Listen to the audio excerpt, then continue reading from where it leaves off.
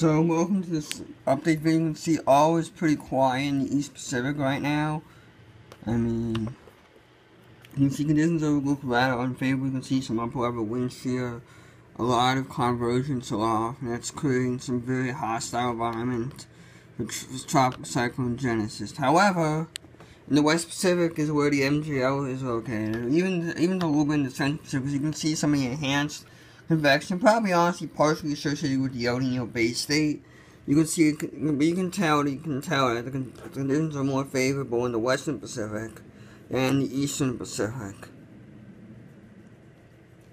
Even though you can still see some shear up near Hawaii, like the Great Hawaiian Shear is definitely strong, or going strong right now. As we are in the suppressed phase of the MGO, with the MGO being located around the South China Sea area, like Indian Ocean. This area, Arabian Sea, that part of the world, even though you can see it's already starting to progress towards the West Pacific and eventually to the Central Pacific. And we may already be and you can see right now as you can imagine, lots of tropical cyclones are expected to occur in the Western Pacific. As you can see, based on what the latest Canadian model is showing, they're showing a series of tropical systems, 1, 2, 3, 4. I mean, the Canadian model is probably overdoing this a little bit. I mean, it has this tendency to form way too many TCs in this part of the world, when in reality only around 2 form, or maybe 3, instead of the 4 that the CMC are showing. However, this is an indication that the West Pacific is likely to be in a very favorable environment because we have an MGO pulse and the Kelvin wave coming. That when those should go hand in hand, you better watch out. We have a Kelvin wave that's going to be coming in. That span a tropical storm in the South China Sea is kind of moving across, and it's probably already moving to the Central Pacific, causing enhanced convection. May already help spawn a few tropical systems in the Western Central Pacific near the international date line. And what's going to follow this Kelvin wave is an MGO pulse, and those two when those two go in that particular order, when those two events go hand in hand in that particular order, you better watch out, because the Eastern Pacific has a tendency to span a lot of tropical cyclones during that phase. Especially since the MGO is likely to be more attractive to the East Pacific than normal, as I said. But in the East Pacific, the MGO is likely to be more attractive to the East Pacific than ever before because of the record sea surface temperatures we have in this part in the East Pacific. But we'll start out in the West Pacific. I think we'll see quite a few systems. I mean, most of these systems will fortunately be curving out to sea. They're going to get quite busy, and even to the Central Pacific, the CMC is starting to turn it up. It's starting to show some tropical systems forming to the south of Hawaii, near the international line. Even though most of the activities may be near the West Pacific, one or two of these systems, it would not surprise me. Even though I will know that the GFS sometimes overdoes this during an approaching Kelvin wave. They sometimes overdo this. It would not surprise. It's still what. There have been times where they've correctly anticipated this, like for instance in 2013, when we had tropical storms P1 UR near the international date line in a short period of time. I think something like that can repeat an event somewhat similar to that, maybe not with 3 small tropical cyclones developed southeast of Hawaii. It could repeat itself, but it could not. As you know, it's several times last year. The American and Canadian models were insisting on a series of tropical systems developing near the date line that never really came to fruition. And the systems either did not develop at all, or developed later on near 160 degrees east. Regardless of what happens, it's going to be interesting to watch down south. You also have another tropical system that the Canadians showing near the Solomon Islands. You sometimes get this in different El Ninos, like in 1986 with Cyclone Amu.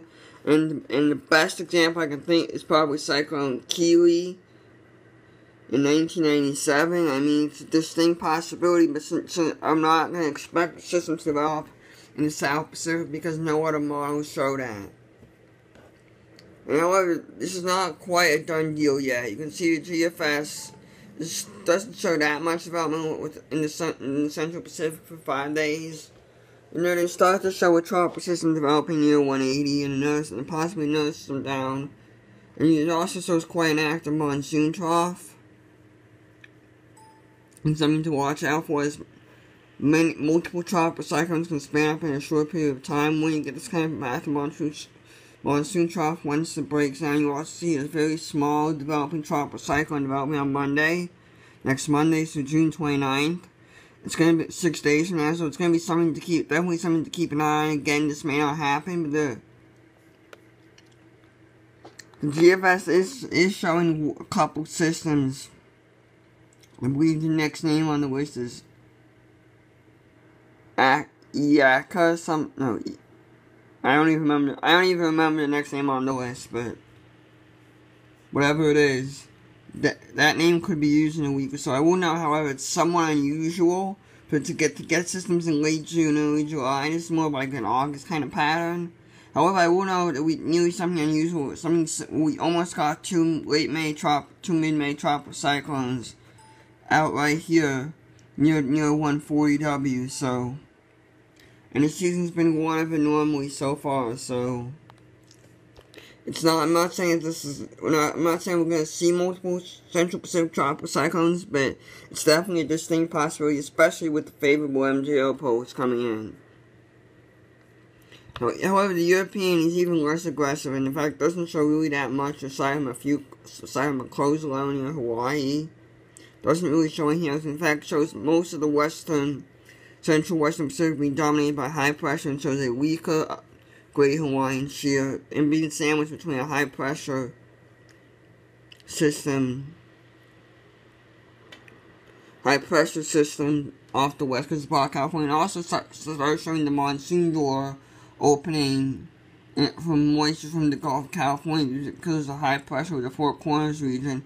That favors some monsoon moisture into the Southern California and Southern Nevada. Eventually this Kelvin wave followed by MJO series, even though the GFS isn't showing very aggressive, the CMC is getting on it, so eventually it would not surprise me if the system, in fact it would surprise me if eventually we did not end up seeing an outbreak of tropical cyclones in this part of in the Eastern Pacific in early July. As both the Canadian model and the Japanese model are showing.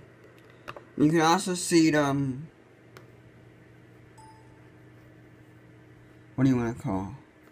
You can see it here with the MGO with all the enhanced convection expected to enter the Central Pacific in a few days, and eventually make its way over to the Eastern Pacific. They show it weakening. They sometimes do that, weakening it too much due to the El Nino base. However, which seems a little bit far-fetched, given the fact that the Eastern Pacific waters are warmer than the Central Pacific waters in general, especially with an easterly base rather than a westerly base El Nino going on.